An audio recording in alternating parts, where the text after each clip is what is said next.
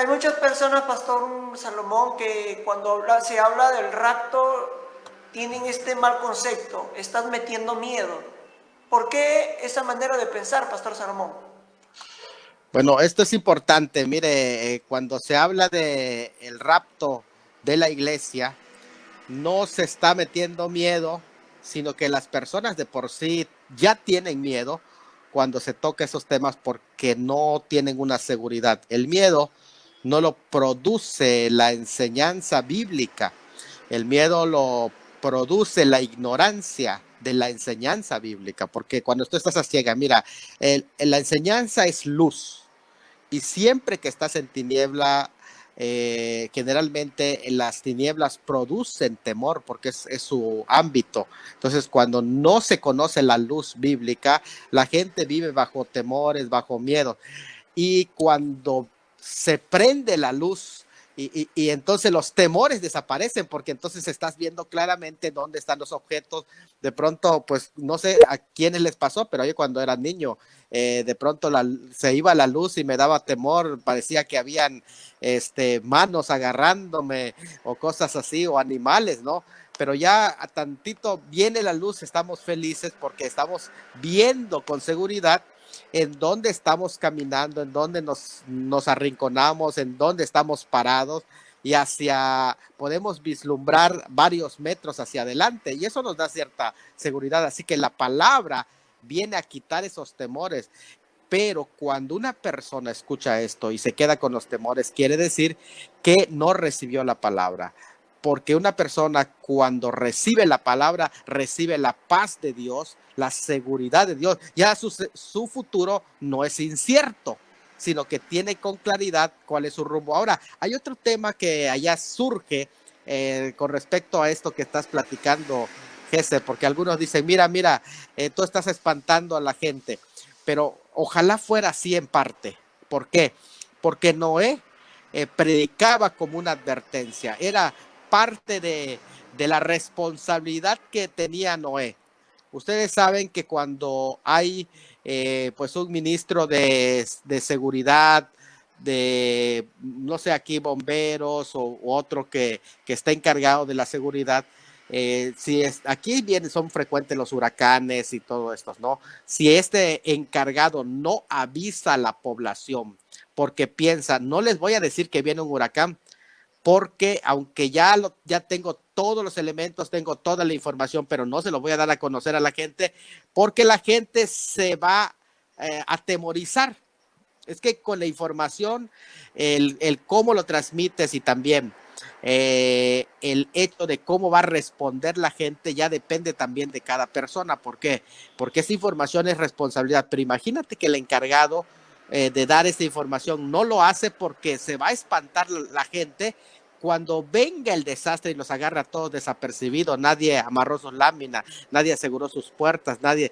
¿Qué va a pasar, Gesser? ¿Qué va a suceder? Que todos se van a ir en contra de este encargado de seguridad que tenía la información, pero lo guardó para sí porque puso en peligro a toda la sociedad por guardarse esa información tan importante de vida o muerte. Pues esta información de la escatología es de vida o muerte. No podemos callárnoslo. Si nosotros nos callamos, somos irresponsables. Pastores que no enseñan ese tema no están siendo responsables.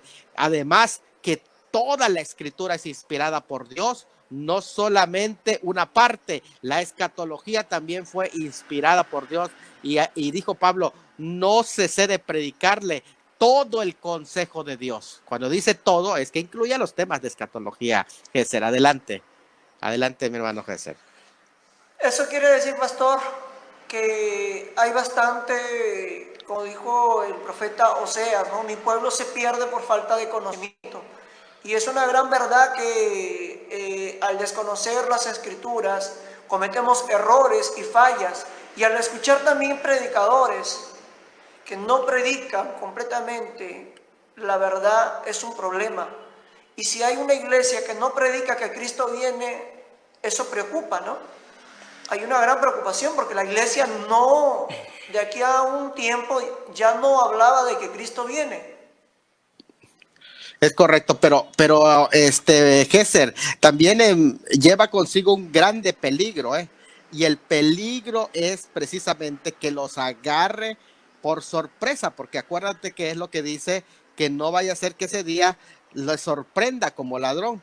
Y esto precisamente es lo que ahí se está enseñando, de que tenemos que estar viviendo alertas, alertas, porque el Señor está a la puerta. Imagínate que dice Ezequiel mismo, el profeta, que si el atalaya no diera aviso, viendo el peligro que está acechando a toda la población, y prácticamente viene el invasor, viene el enemigo y los agarra en la desgracia, pues toda la sangre de esas personas correrá sobre la atalaya. Y aquí es algo importante en el que nosotros tenemos que tomar muy en serio nuestra responsabilidad. Y yo quiero hacer una invitación a los pastores, maestros, para que ellos prediquen estos temas. ¿Por qué razón?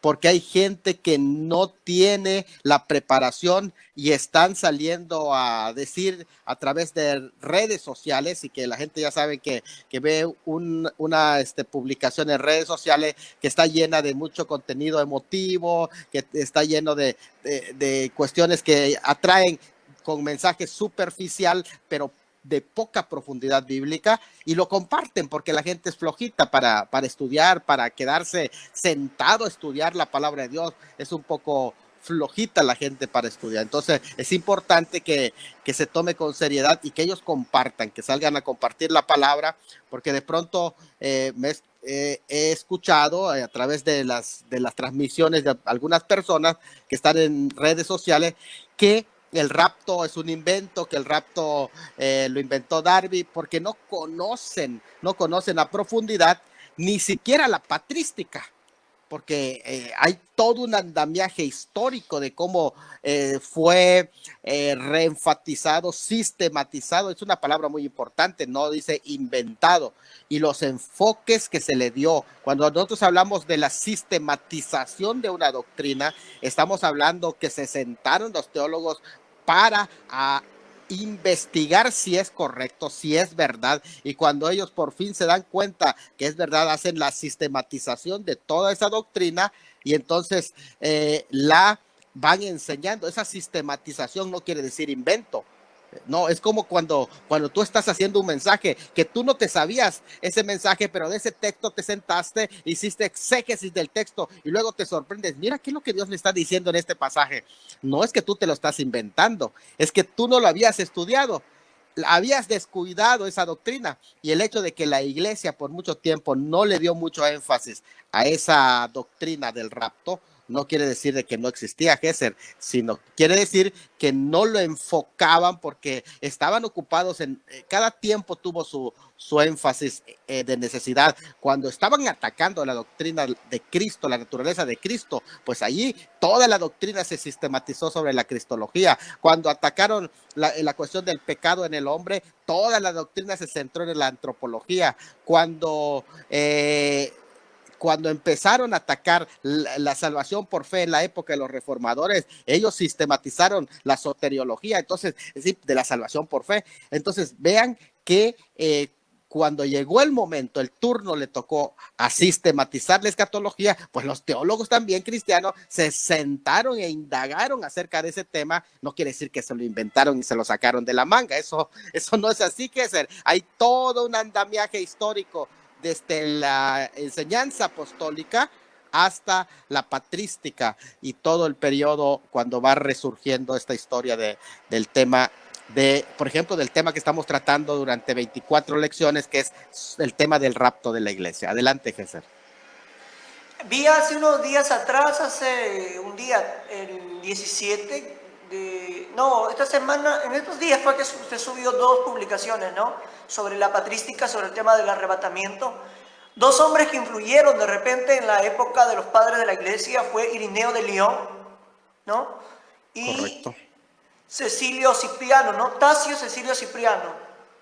2 padres de la iglesia que hablaron sobre el tema, y yo creo que hay muchos más que van a hablar sobre el mismo tema del arrebatamiento de la iglesia, un tema que muy pocos dicen, no, es un tema que recién apareció en el siglo XIX.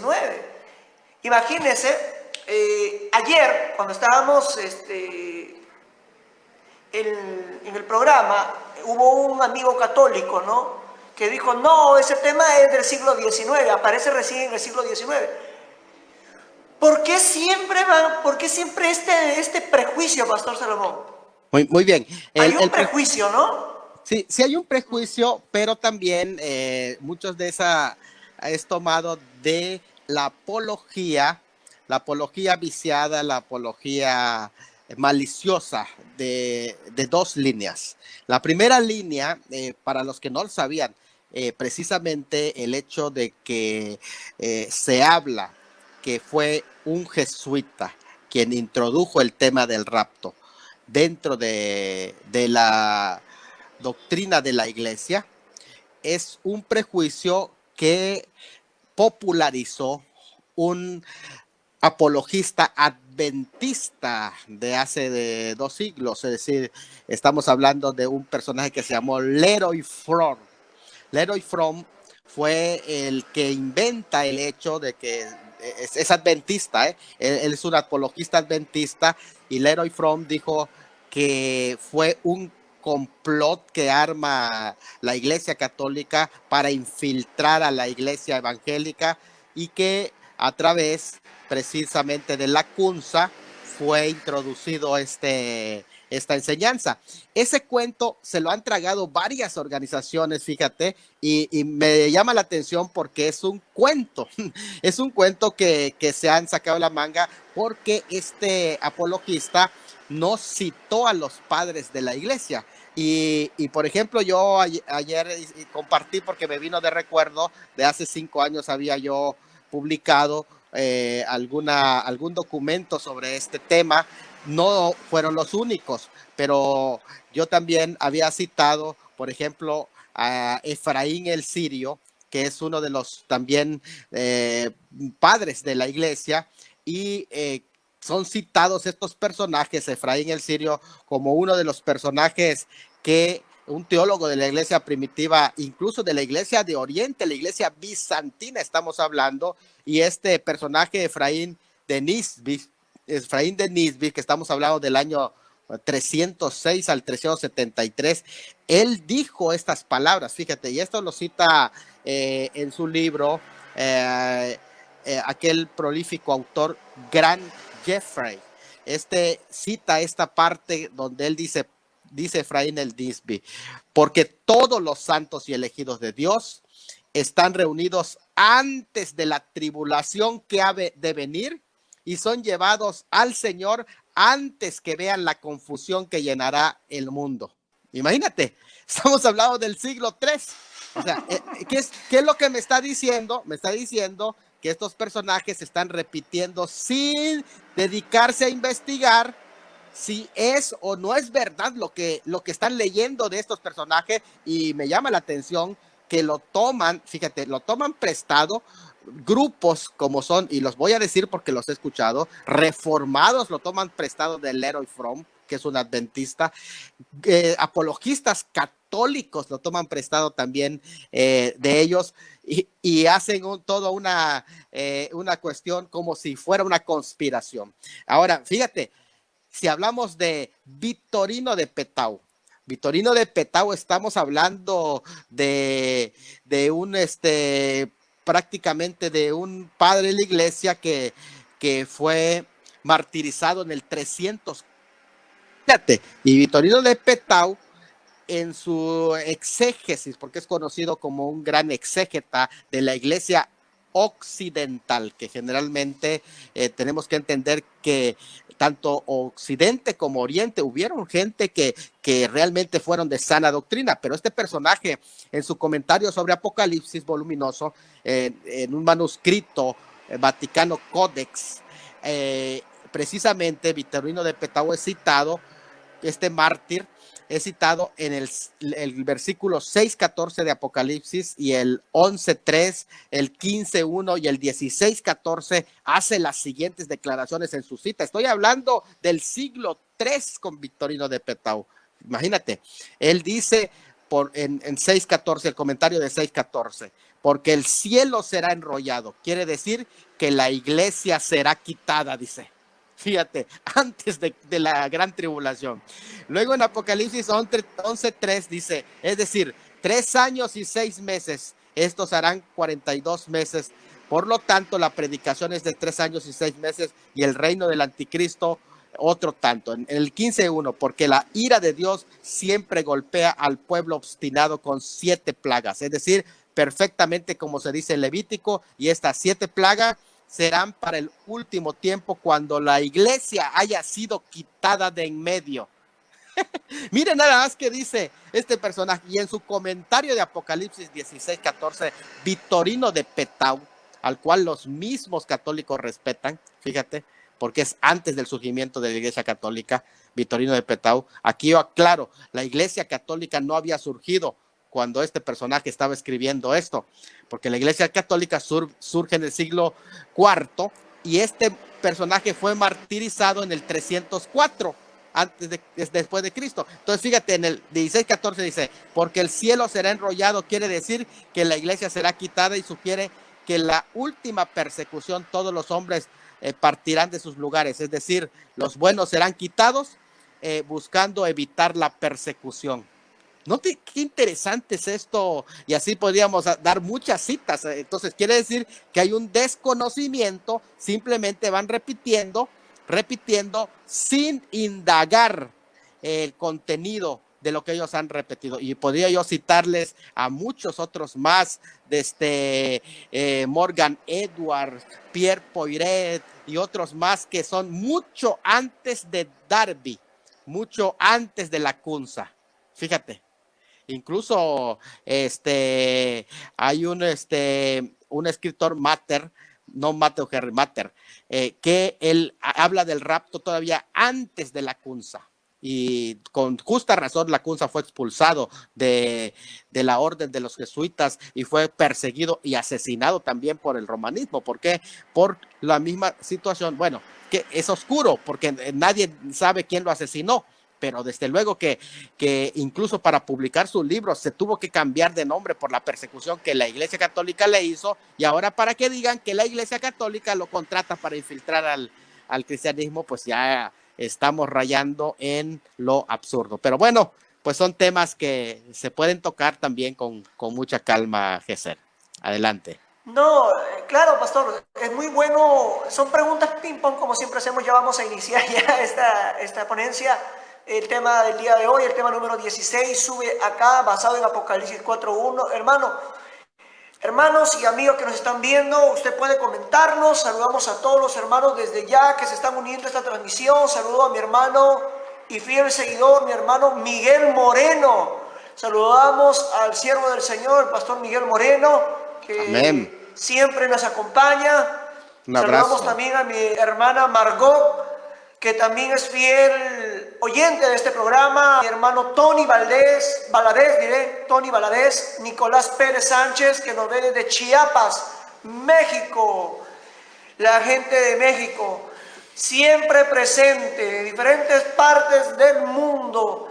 Hoy nos están viendo a través de este programa y a la verdad es un privilegio, es un honor llegar a sus hogares de esta manera, compartir la palabra del Señor y seguir transmitiendo este programa que llega día a día con temas actuales, temas que de repente no se está tocando mucho en algunas iglesias, pero hoy, aquí a través de este programa, queremos que usted pueda salir bendecido, prosperado y en victoria, escuchando estos temas de escatología bíblica. Pastor, hay mucho desconocimiento, como hemos dicho, hay bastante desconocimiento, y para nuestros amigos católicos también, que hay amigos católicos que nos ven, hay que estudiar antes de cometer un error o antes de decir algo. Siempre es bueno estudiar.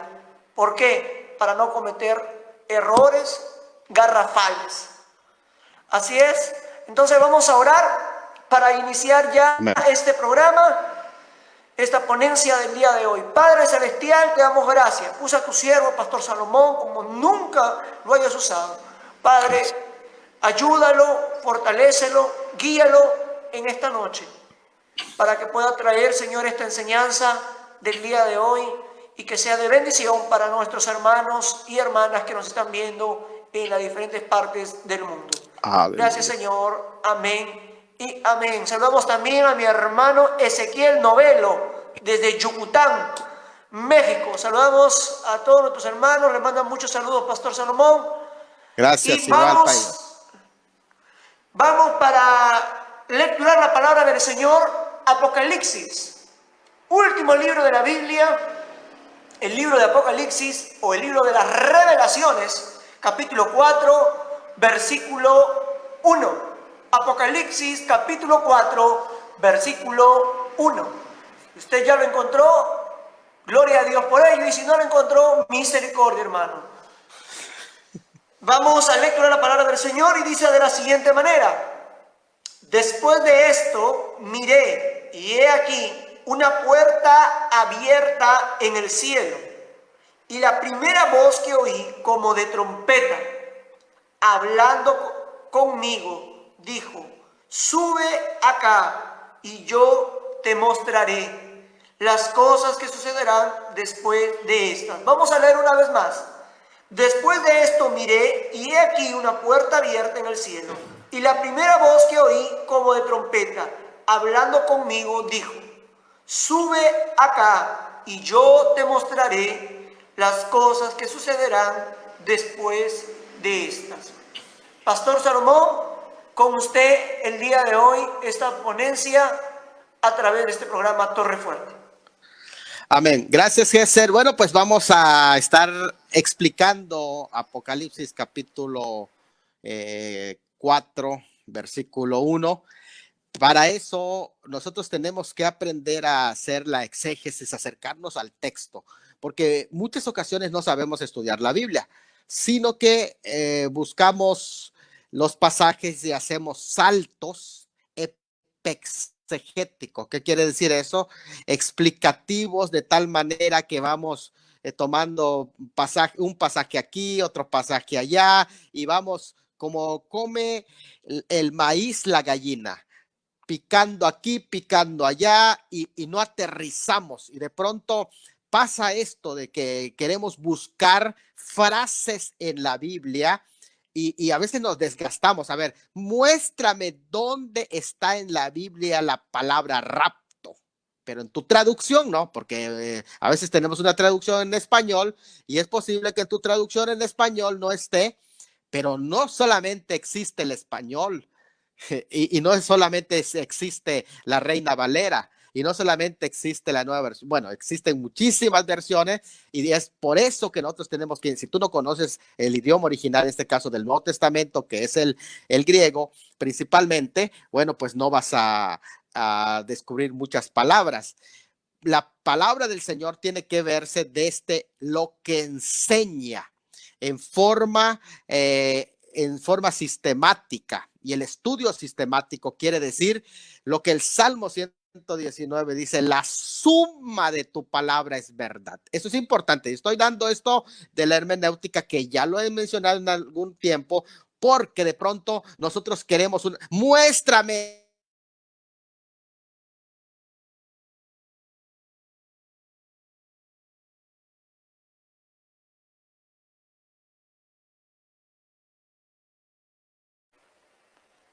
Vamos a esperar unos minutos, amados hermanos. Tenemos problemas con la señal. Ya ahorita se conecta nuevamente el Pastor Salomón. Atentos. Listo. Al programa. Pastor Salomón, continúe. Oh, ok, discúlpenos. Miren, a veces no sabemos estudiar la Biblia y queremos buscar las frases. A ver, muéstrame en la Biblia donde se diga que tengo que usar el Facebook o que no puedo usar el Facebook. Y quieres frases así, no las vas a encontrar, por favor. Lo que hacemos es la suma de tu palabra es verdad. Lo que se busca es ¿cómo es la enseñanza bíblica? La enseñanza bíblica es de todo el sentido, de todo el tenor de las escrituras. Lo enseña, lo da a entender o no lo da a entender. Eso es algo muy importante. Enseña eso la Biblia. Una cosa es que si lo dice literalmente y otra cosa es si lo enseña. porque son dos cosas diferentes. No solamente, incluso hay cosas que los dice literalmente, pero no los está enseñando. O sea, no le está poniendo como una instrucción para que practiquemos. Es importante aprender estas diferencias de cómo acercarnos a la Biblia. Entonces, la doctrina del rapto de la iglesia es una doctrina que sí está enseñada en la Biblia, pero que nosotros tenemos que sumar todas las escrituras. Por ejemplo, hay sinónimos del Antiguo Testamento que yo no voy a tocar en este momento, pero hay sinónimos del Nuevo Testamento que en esta hora los voy a dar de pasada, solo como una mención. Por ejemplo, quiero buscar el tema del rapto, sí está, pero tal vez Harpazo pueda encontrarse en algunas porciones de la escritura, pero no refiriéndose al arrebatamiento de la iglesia, sino refiriéndose a otros tipos de arrebatamiento, porque harpazo es una palabra descriptiva, pero no es la única palabra que se usa para hablar de la traslación de la iglesia, del arrebatamiento de la iglesia, del traslado de la iglesia, de la resurrección de la iglesia. No es la única frase. Hay muchas otras frases. Por ejemplo, en Lucas 17, 34 a 37, cuando se dice que seamos dignos de escapar, dice allá en Lucas 17, 34, 37, uno será tomado y otro será dejado. Ahí la palabra tomado es paralambano, que quiere decir precisamente agarrar. Uno será agarrado, uno será recibido. Esa es la palabra. Será llevado al lado de. Y esa palabra que es paralambano es un sinónimo de harpazo. Y allí se refiere por el contexto de Lucas. No estoy hablando de Mateo, eso ya lo expliqué en otra enseñanza, pero el de Lucas sí se refiere al rapto de la iglesia. Lucas 21, 36, cuando dice que seas dignos de escapar de las cosas que sobrevendrán en la tierra. De hecho, la palabra ekfeugo, quiere decir fuera del tiempo y fuera del lugar. Feugo quiere decir fugarse, esquivar, evitar y escapar, evitar.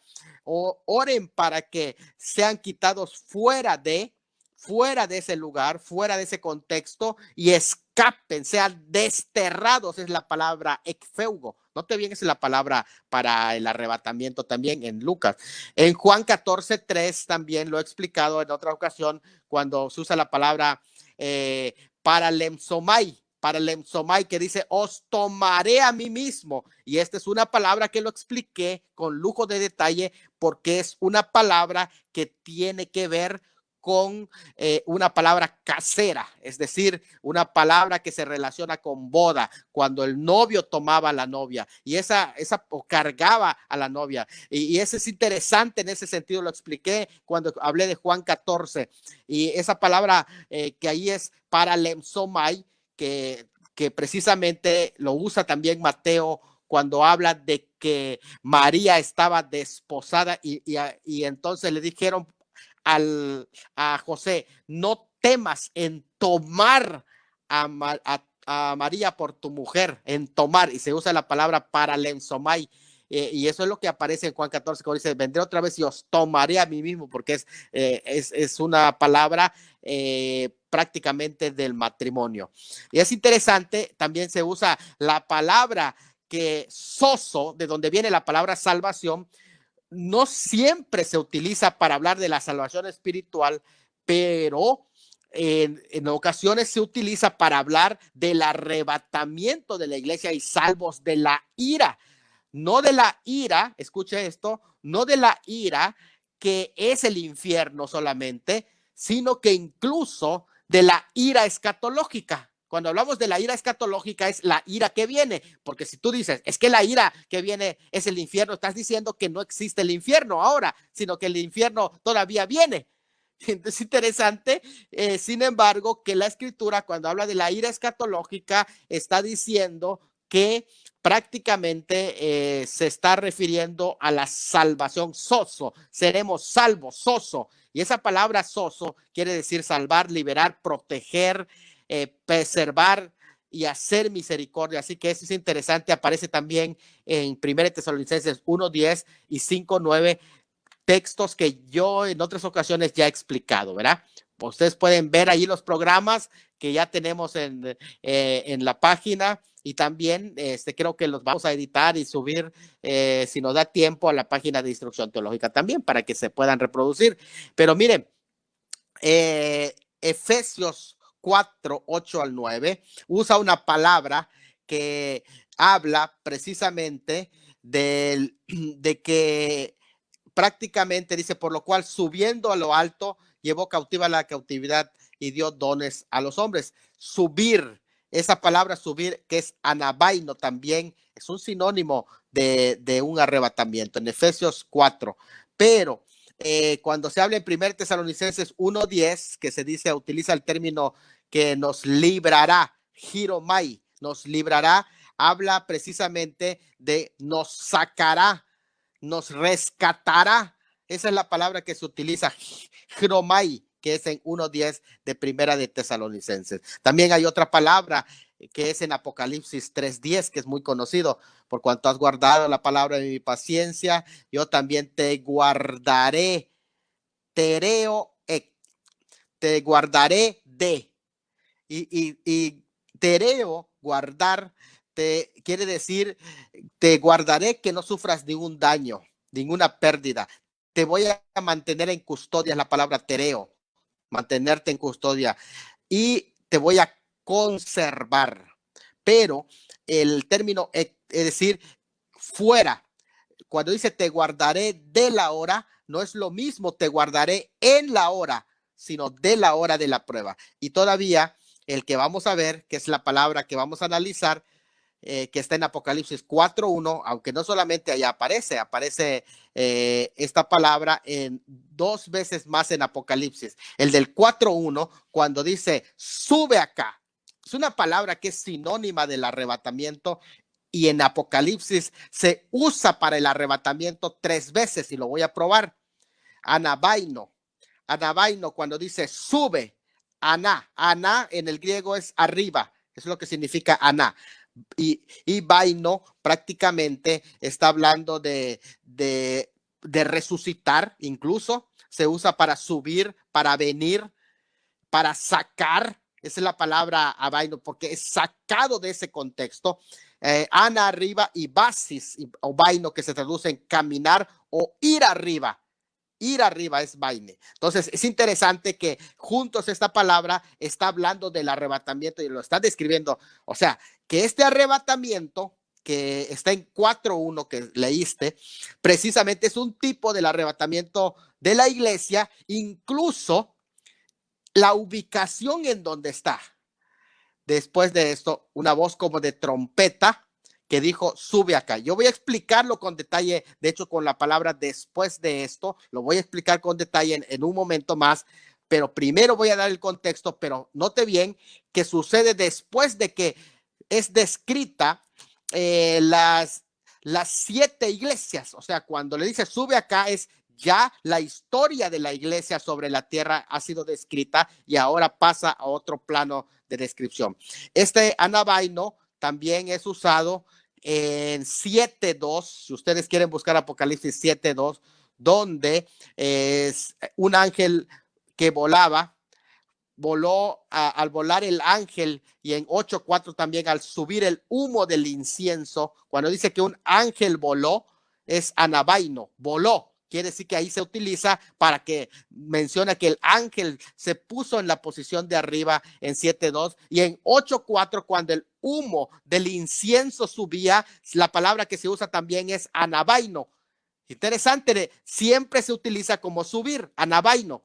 Pero anabaino no solamente eso, en 11:12, por eso les digo que se trata del arrebatamiento, porque en 11:12 específicamente anabaino, cuando le dice en 11:12, una voz le dijo a los testigos, subid acá, anabaino, y ellos literalmente fueron resucitados con el término subid acá.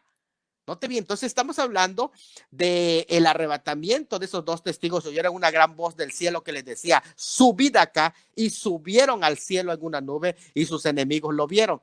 Y esto, anabaino, es la palabra que se utiliza también para ellos. Entonces, prácticamente, hermano, estamos hablando de no algo improvisado. A ver, ¿quién se sacó de la manga la palabra subida acá para decir que se refiere al arrebatamiento? Bueno, y allá en forma representativa, Juan es prácticamente mencionado como un ejemplo de ese arrebatamiento. Ahora, vamos a entrarnos al exégesis para que ya dejé algunos tips, pero no lo es todo. Solo estoy diciendo que para aquellos que afirman que el arrebatamiento es una enseñanza que solo se basa en Primera de Tesalonicenses, con esto queda derribado, porque yo solamente estoy dando algunos sinónimos, pero ni siquiera mencioné el Antiguo Testamento para hablar de las etimologías y los usos que tienen relación con una doctrina que no es improvisada, sino que tiene fundamento en el Nuevo Testamento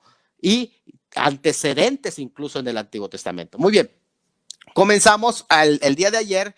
Cuando hablamos de Juan, decíamos que él tiene 3 escritos. En el 69 escribe el Evangelio. En el 96 escribe Apocalipsis. Y luego las cartas juaninas, que son del 97 y 98. Entonces ya tenemos la idea de que Apocalipsis es un libro, y lo dejo claro, no es un libro apocalíptico. Lo dejo claro, de una vez lo dejo claro. Es un libro profético. La literatura apocalíptica, para los que no saben, porque de pronto yo escucho cada barrabasadas que se dicen en internet, es que Apocalipsis es un libro apocalíptico. ¿Quién les dijo eso? ¿No saben ustedes qué son los libros apocalípticos? Estúdienlos. Les estoy diciendo que no es. Y los puedo probar porque algunas características que tienen los libros apocalípticos, en primer lugar, la fecha de la escritura de los libros apocalípticos no se refieren a la época apostólica. En segundo lugar, siempre los libros apocalípticos presentan a un personaje que es antidiluviano incluso, o que no pertenece al tiempo de la escritura, sino que es un personaje mítico. Pero la literatura apocalíptica está claramente puesta y catalogado ya sea como un libro deuterocanónico o como un libro apócrifo. Y lo voy a explicar en otra ocasión cuando nos podemos sentar pero quiero decirte, no es un libro apocalíptico y yo sé lo que te estoy diciendo.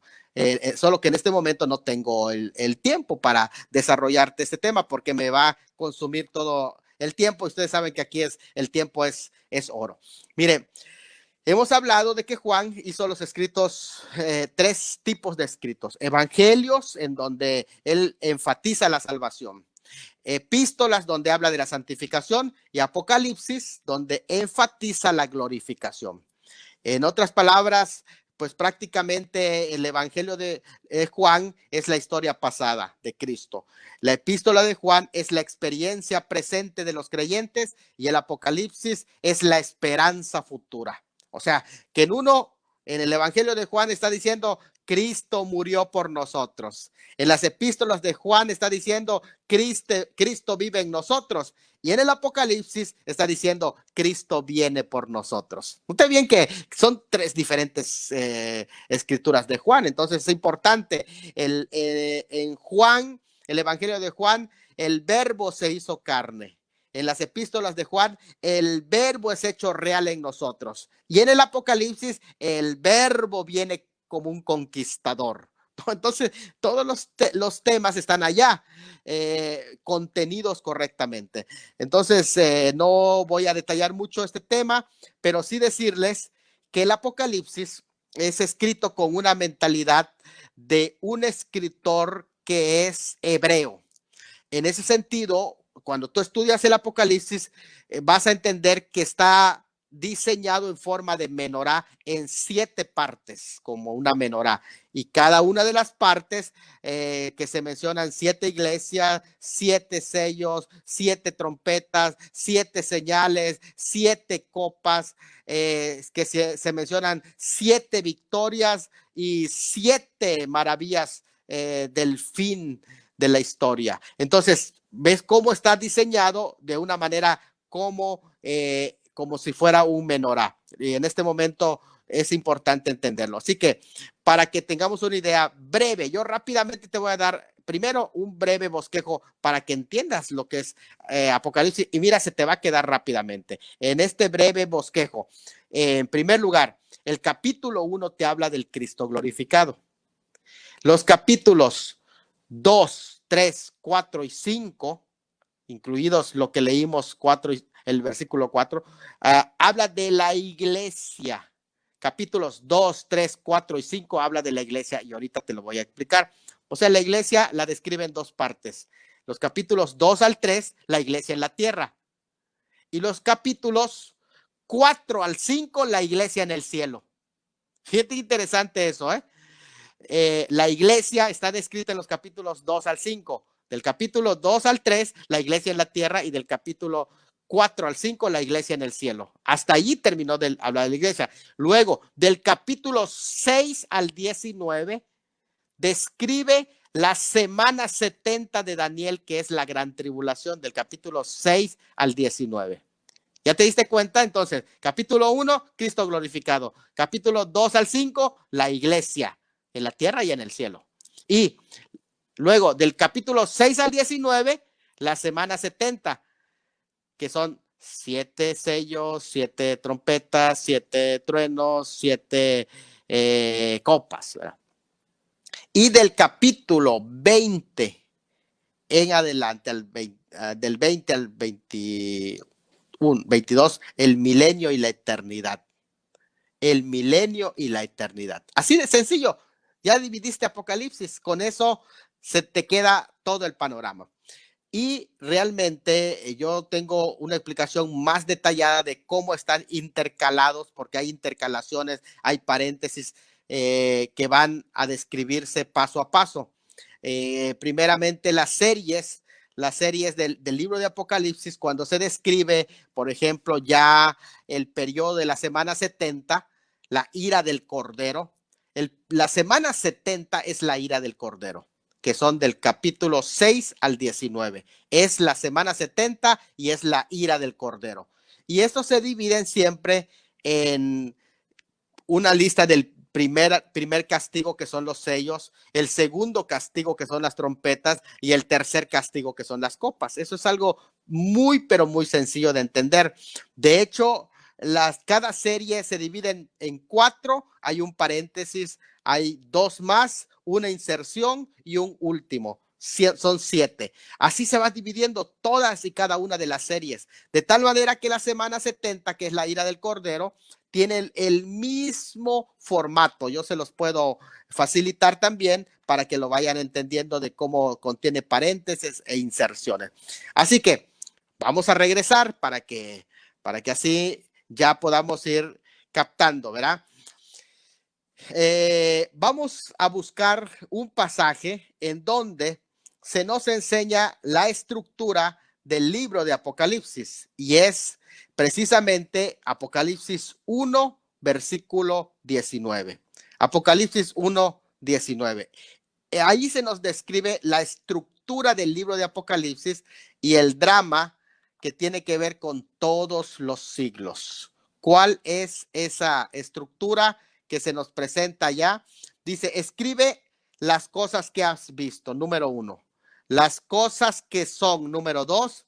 Y las que han de ser después de estas. Ahora, yo quiero que aprenda usted esta palabra en griego, porque es una palabra que tiene que ver con la tercera división. Las cosas que has visto, las que son y las que han de ser después de esta. Pasado, presente y futuro. Pasado, las cosas que has visto. Presente, las cosas que son. Y tercero, las cosas que han de ser después de esa son escatológicas. La tercera división, la palabra que aparece en la tercera división cuando dice, y las cosas que han de ser después de estas, en el griego utiliza una palabra que es netatau. Netatau. Si usted lo puede repetir o apúntelo allá, netatau. Netatau. Netatau también es usado cuando se introduce el periodo en 4.1. Por eso es importante que lo aprendan. Netatau.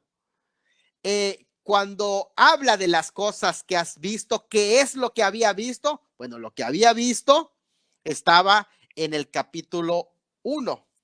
El capítulo 1 son las cosas que has visto. ¿Y qué es lo que había visto? La visión del Cristo resucitado, glorificado. Ese es el capítulo 1, son las cosas que han visto. Las cosas que son en tiempo presente, es tiempo presente.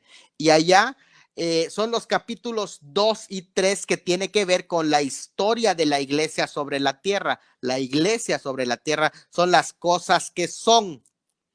Pero a partir del capítulo 4 de Apocalipsis, oiga bien, a partir del capítulo 4 ya no es historia, sino son las cosas que han de ser después de eso. Y la palabra que se utiliza en el 4.1, vuelva en su Biblia y lea el 4.1. ¿Con qué frase comienza el 4.1?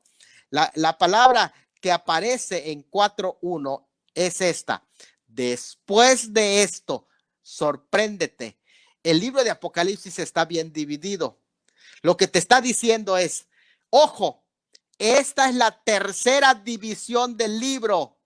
Netatau es la palabra cuando dice después de esto. Netatau te está diciendo, llegaste a la tercera división, que son las cosas que han de ser después de esto. Después de esto es Netatau. Esta es la tercera sección del libro y tiene que ver con el futuro. Por tanto, a partir de ese versículo no se ha cumplido hasta que llegue ese cumplimiento que sigue. Después de esto, oí una voz del cielo que como trompeta.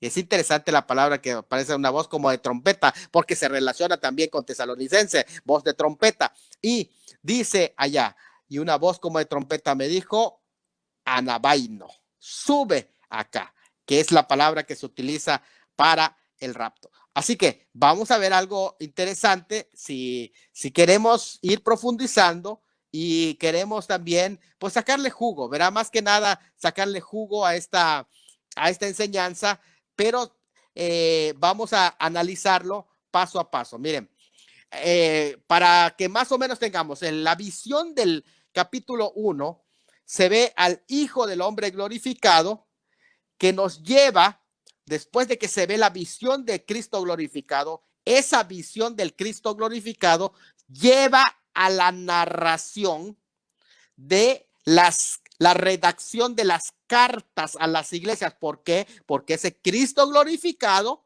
es el que envía las cartas a las 7 iglesias en los capítulos 2 y 3. O sea, la visión del capítulo 1 produce en el capítulo 2 y 3, que son las cartas a las iglesias. ¿Estamos bien hasta allá? Muy bien. Ahora, de igual modo, la visión del gran salón del trono de los capítulos 4 y 5, que ya no en la tierra, sino una visión en el cielo, establecen la etapa de la apertura del libro, que tiene la secuencia de sellos, trompetas y copas. Los sellos son quitados para que se descubra el contenido del libro, que tiene las trompetas y las copas. Es decir, si no se quitan los sellos, no se descubre el contenido del libro. Tiene que quitarse cada uno de los 7 sellos para que se pueda ver todo el contenido del libro. Así que la visión del gran trono da como resultado también la apertura de todo el libro, de contenido de esos juicios. Volvemos a reiterar, la visión del Hijo del Hombre glorificado produce la redacción de las 7 cartas a las iglesias de los capítulos 2 y 3, y la visión del gran salón del trono del capítulo 4 y 5 producen la apertura del libro de redención, que son los capítulos 6 al 16. Todos esos pasajes que abarcan. Así que podemos decir que el desenrollamiento de ese libro narrado en el capítulo 6 de Apocalipsis es como el caso anterior de las iglesias, una visión de los acontecimientos religiosos de la vida de la iglesia hasta antes de la entronización del rey en el cielo. ¿Qué es lo que estoy diciendo? Que la visión del Cristo glorificado produce la historia de la iglesia y describe la vida espiritual de la iglesia hasta que ese trono del capítulo 4 sucede. O sea, todo lo que está diciendo es, desde el capítulo 1, cuando se ve la visión, y se desarrolla todo el contenido de las 7 cartas de la iglesia. Las 7 cartas de la iglesia describen la condición espiritual que va a vivir la iglesia hasta el capítulo 4, cuando se levanta el trono. Pero el trono se levanta cuando Juan, simbólicamente representando a la iglesia, dice: sube acá, y comienza la tercera parte del libro, que es después de esto. O sea, las cartas condenan las herejías de la iglesia, excepto de 2.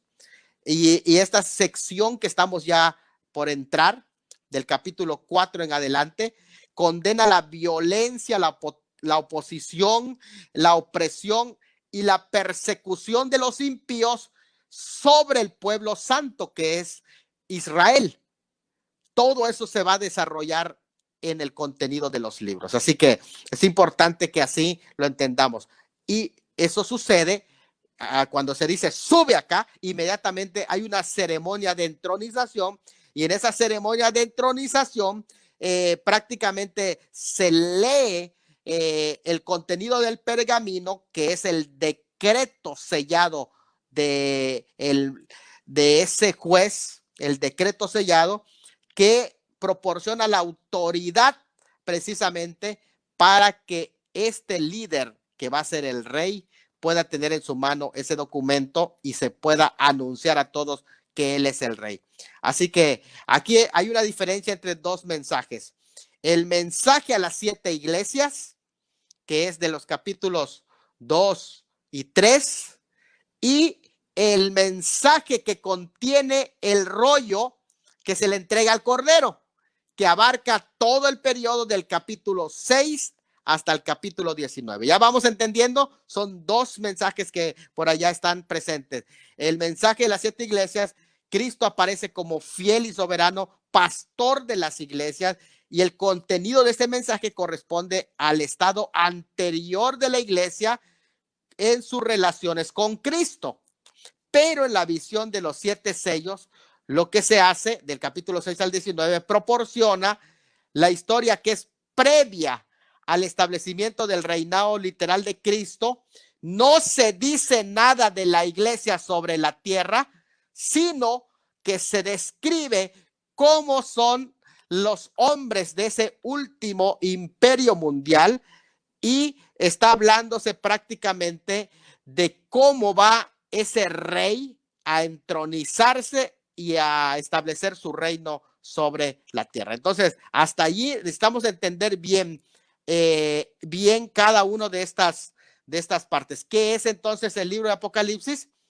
Muy sencillo de entender. Mira, el libro de Apocalipsis, mis hermanos, es el proceso de cómo el Cordero que fue inmolado ahora ocupa su lugar como rey, recibe la corona de rey y empieza a gobernar ya al mundo, pero primeramente sacando a sus invasores. O sea que eso es una visión esta diferente al de las cartas a las 7 iglesias, porque las cartas a las 7 iglesias son las cosas que son. Aquí está en juego ahora el destino del mundo, y se trata de las cosas que han de suceder después de esta. Son visiones que atañen al futuro primordialmente. El hecho de que se habla de la mano derecha que sostiene el libro es la que controla también el curso de la historia.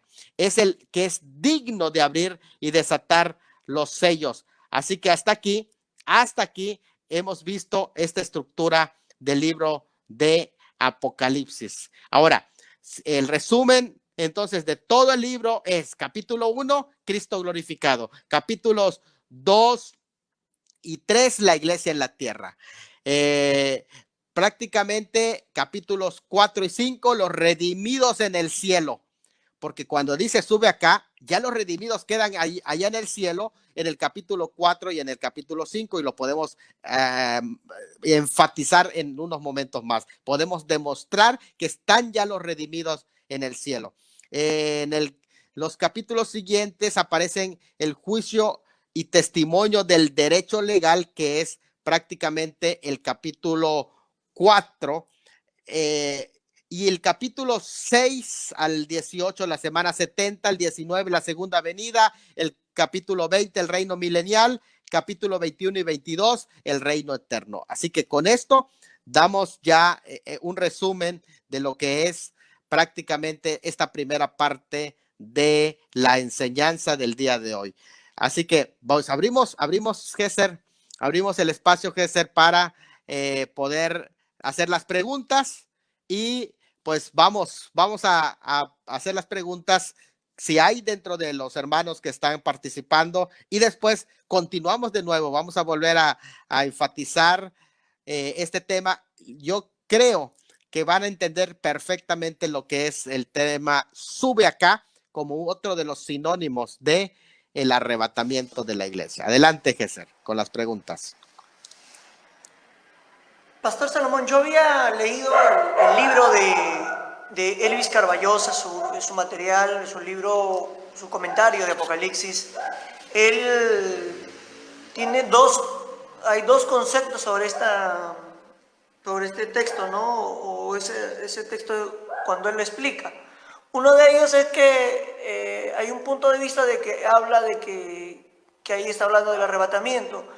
Y hay otro punto que ellos dicen que no está hablando del arrebatamiento. No sé qué opinión tendrá usted sobre eso. Sí. Aquí es importante aclarar que en qué sentido está hablando del arrebatamiento, porque eso es importante saberlo, ¿verdad?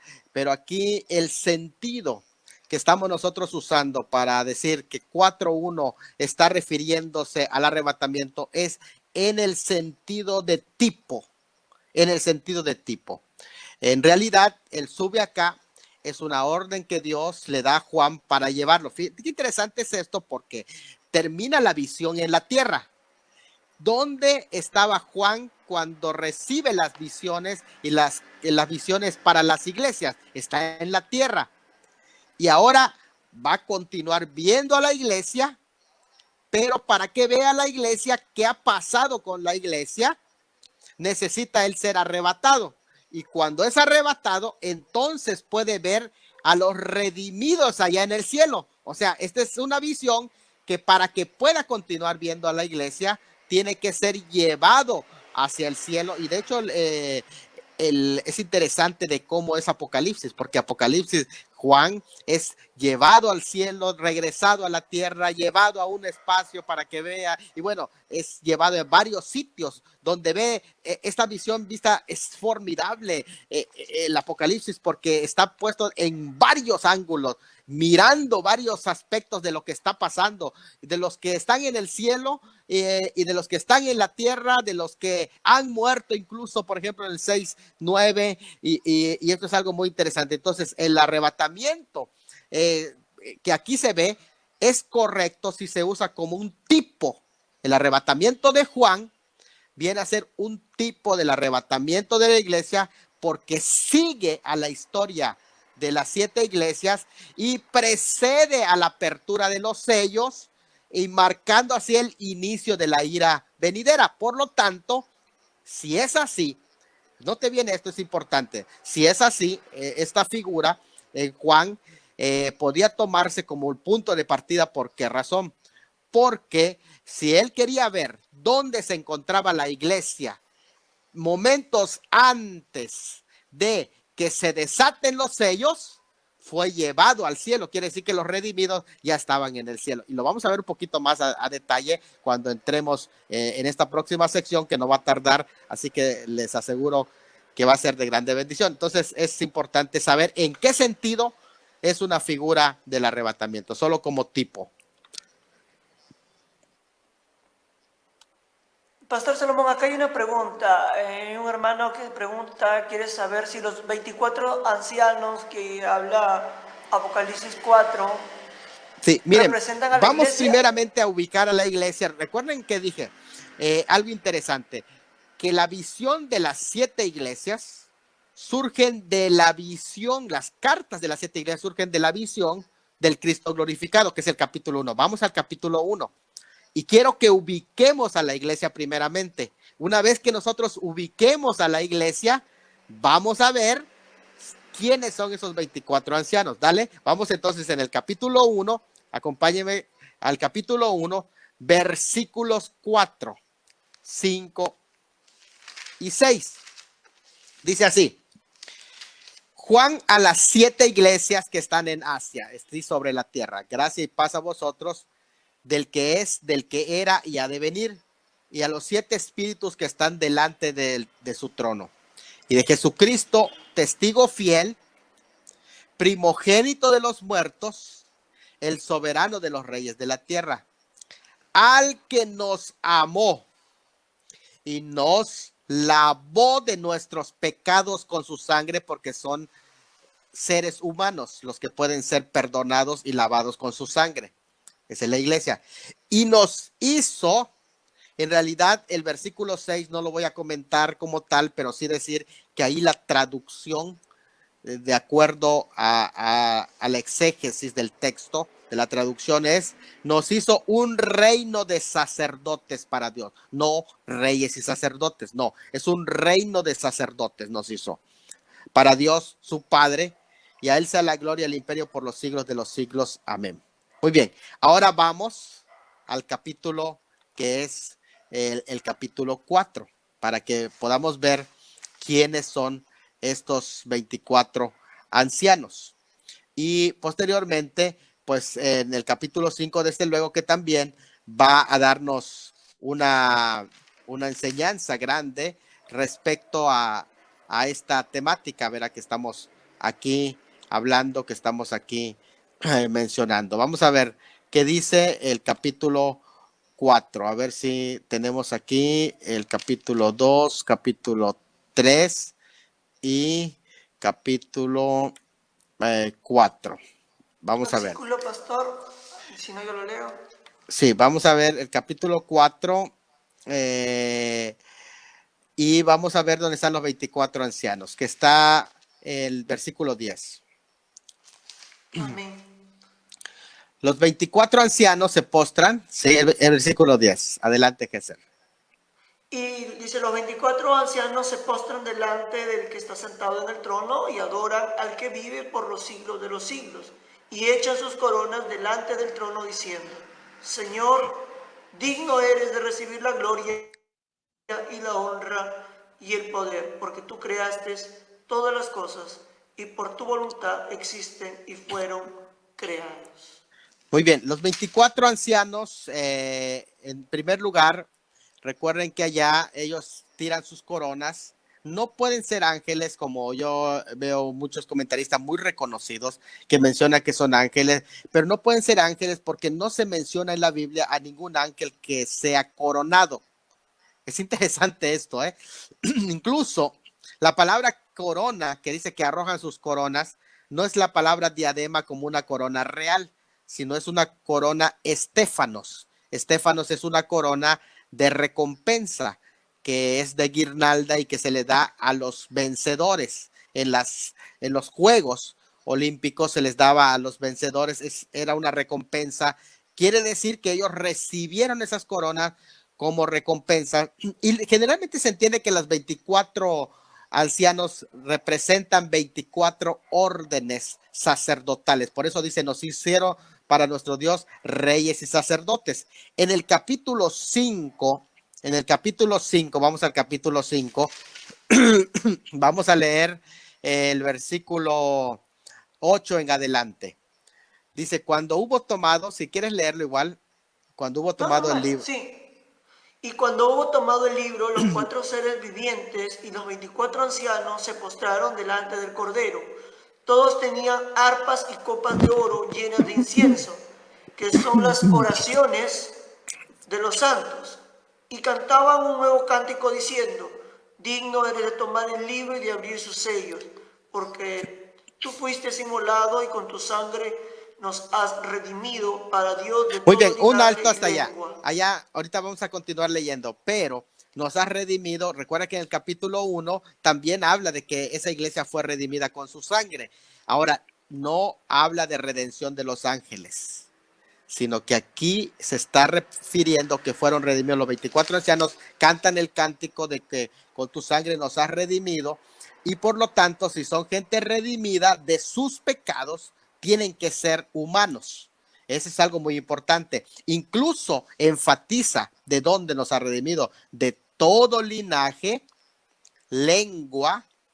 O sea, cuando habla de linaje, es importante entender que precisamente está mencionando de su estirpe, de su idioma, lengua, pueblo, que también dependiendo los pueblos en donde fueron sacados, y nación o etnias de donde ellos proceden, de todos. Y nos has hecho para nuestro Dios, de nuevo la expresión del versículo 10, reyes y sacerdotes, que quiere decir un reino de sacerdotes. Es único, es un reino de sacerdotes, y reinaremos sobre la tierra, no aquí en la tierra, sino sobre la tierra. Eso es algo muy importante porque es en la Nueva Jerusalén.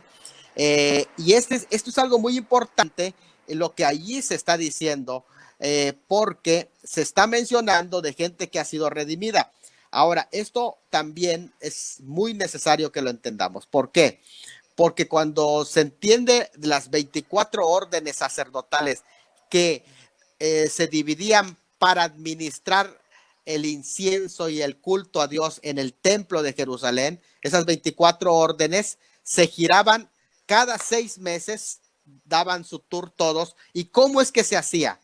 Se rifaban los turnos, y muchos de ellos les tocaba una sola vez en su vida ministrar, hacían turnos. ¿Sí me explico? ¿Verdad? En turnos.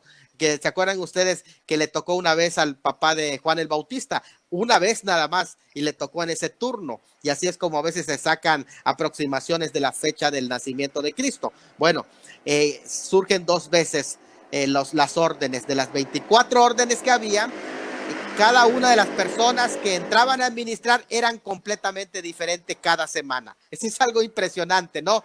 Por eso algunos piensan que es la iglesia, esas 24 órdenes, y que esos 24 ancianos se turnan para pasar a administrar. Eso es interesante, ¿eh? Esos 24 ancianos no son los mismos que están, sino que de acuerdo a sus órdenes se van turnando para pasar a administrar alrededor del trono de Dios. Qué maravilloso. Quiere decir que si nosotros somos esa iglesia, vamos a participar en algún momento, estar sentado alrededor del trono. Imagínate, nada más eso, Gesser. ¿No te emociona esa? Eso es algo maravilloso. Si es algo maravilloso, si son esas 24 órdenes que se van turnando, quiere decir que en algún momento nos va a tocar estar sentados allá a los redimidos, que vamos a cantar ese cántico nuevo. Entonces, esto es algo maravilloso, mis hermanos. Y precisamente aquí lo que se está hablando entonces es de quiénes, de que lo que dice el versículo 11, lee el versículo 11, Gesser, porque estamos hablando de la iglesia en el cielo, porque ya su historia en la tierra pasó en los capítulos 2 y 3, pero ahora en el capítulo 4 y 5 se habla de la historia de la iglesia en el cielo. ¿Qué dice el versículo 11? 5:11. Sí. Y dice, y miré y oí la voz de muchos ángeles alrededor del trono y de los seres vivientes y de los ancianos, y su número era millones de millones, que 12. decían a gran voz, el cordero que fue inmolado es digno de tomar el poder, las riquezas, la sabiduría, la fortaleza, la honra, la gloria y la alabanza. Qué tremendo, ¿eh? Qué tremendo lo que allí se está diciendo, porque precisamente en esos versículos, de hecho el capítulo 5, 1 al 6, cuando se empieza a buscar a quién es digno de abrir los sellos, cuando se habla de quién es digno de abrir los sellos para que pueda poseer ese león de la tribu de Judá su lugar, para que pueda prácticamente pues hacer un procedimiento judicial, porque lo que se da ahí es un procedimiento judicial. Entonces se oye la voz de multitudes que dicen precisamente, y con tu sangre has redimido para Dios y para su trono. Así que ese capítulo, que es el capítulo 5, versículo 9 y 10, son centrales en la interpretación, porque estos son los que cantan un cántico nuevo diciendo: digno eres de tomar el libro y abrir sus sellos, porque tú fuiste inmolado y con tu sangre nos has redimido para Dios de todo linaje, pueblo y nación, y nos has hecho un reino de sacerdotes. Qué maravilloso es esto. Así que esa es la iglesia, efectivamente, lo que dice el hermano o la hermana, no escuché quién. Efectivamente es la iglesia, mi hermano. Adelante, dejamos otro espacio para... Hay en ese tema de los 24 ancianos, pastor, sí, hay mucha especulación, ¿no? Bastante especulación, digo yo, no. Hay algunos comentaristas dicen que es los 12 patriarcas y los 12 apóstoles, otros dicen que son los ángeles, otros son, ¿no?, la iglesia. Hay en total como tres puntos de vista que tienen, ¿no?, algunos comentaristas. Es lo que usted trató de explicar ahorita. Sí, hay discusión, pero desde mi óptica, desde mi perspectiva, sí son representación de la iglesia, es decir, están representando a la iglesia, y si lo entendemos como esas 24 órdenes sacerdotales, son rotativas. Eso es algo maravilloso. De hecho, uno de esos ancianos fue que le habla a Juan: no llores, le dice uno de esos ancianos. Quiere decir que son personas, son seres humanos, pero no necesariamente las mismas personas van a estar sentados en esos tronos, como en la administración de las órdenes no eran las mismas personas, sino que se iban rotando dentro de las 24 órdenes que se menciona en el libro de Crónicas. Adelante, Gesser. Yo creo que ha sido claro, que representa Sí, desde mi pastor, óptica a la iglesia. continúe con la ponencia, pastor, no se preocupe, y ya para seguir avanzando, hay otras preguntas más, pero ahí lo vamos a tocar. Ok, No se preocupe. muy bien. Vamos a terminar diciendo que durante la gran tribulación, que es llamado, porque algunos dicen, a ver, la iglesia siempre tiene que pasar por tribulación. Estamos nosotros de acuerdo. La iglesia debe pasar por tribulación, y siempre pasa por tribulación. Y siempre va a ser incómodo para el mundo tener a la iglesia, porque al maestro no lo reconoció. Y dice el libro de Hebreos que el mundo no es digno de tener a la iglesia aquí. El mundo no es digno, por eso es que no lo reconoce. Pero cuando hablamos de la gran tribulación en el sentido escatológico, no nos referimos a las tribulaciones, las muchas tribulaciones que tenemos que pasar, sino que nos referimos a lo que se llama la ira del Cordero. La ira del Cordero es claramente presentado a partir del capítulo 4. El Cordero toma el rollo, y cuando toma el rollo en su mano, empieza a quitar los sellos. Comienza desde el primer sello a caer la ira del Cordero. O sea que el Cordero es el más importante durante la gran tribulación. ¿Por qué? Porque desde el capítulo 6 hasta el 19 es la semana 70, donde se derrama la ira del Cordero. El Cordero derrama los juicios de los 7 sellos, según los capítulos 6 hasta el 8 y 9, 21. Es el Cordero el que permite que el diablo reine por un corto de tiempo. En los capítulos 12 y 13 se menciona. Es el Cordero el que derrama los juicios de las 7 copas, los capítulos 14 al 16. Es el Cordero que destruye los sistemas religiosos del mundo en el capítulo 17. Es el Cordero el que destruye los sistemas políticos y económicos del mundo en el capítulo 18. O sea, es el Cordero.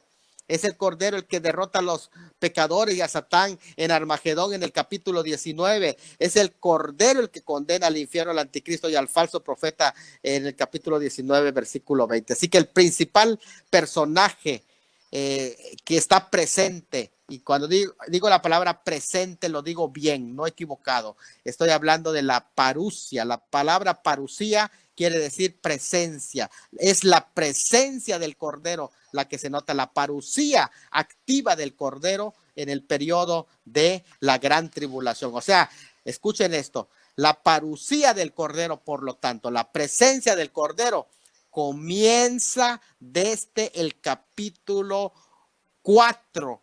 Se ve presente en el cielo, pero su presencia en la tierra se ve desde el capítulo 6. Esa es su parusía. Note bien, su parusía, su presencia, la presencia del Cordero ya se nota, se deja sentir, y finalmente mirarán literalmente en el capítulo 19 su presencia ya en la parte final con la epifanía de ese mismo Cordero.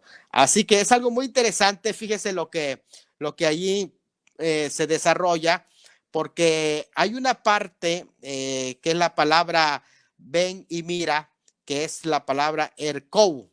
Erkou, ven y mira. Incluso la palabra que aparece allá se relaciona con la venida de Cristo. Por eso la palabra erkou, que se usa para la venida de Cristo, también allá es muy importante, porque ya con la revelación que allí se está mostrando, se está entendiendo que se está hablando de la parusía, que se está hablando de la venida de ese Cordero, que empieza ya a hacer presencia con los sellos, que su presencia es real. Cuando una vez que se abre el libro completo y ya contiene las copas, también se va describiendo su presencia. Así que los ayes mesiánicos que se van derramando, que son la ira del Cordero, esos ayes mesiánicos están anunciando que el Cordero ya viene, y que ahora ya no va a ser el Cordero, sino que va a ser el Rey, el León. Entonces dijimos que el Apocalipsis es el proceso de que ese Cordero se presente ahora como león. El Cordero ahora es león. Eso es lo que está diciendo Apocalipsis. El Cordero es león. Es decir, vino como siervo, como Cordero. Ahora viene como rey, como el león. Y eso es lo que la ilustración que está hablando precisamente Apocalipsis, cuando habla de los ayes mesiánicos o el tiempo de angustia para Jacob. Eso es lo que está diciendo. Ahora, ¿por qué nosotros decimos que el sube acá es la venida por su iglesia?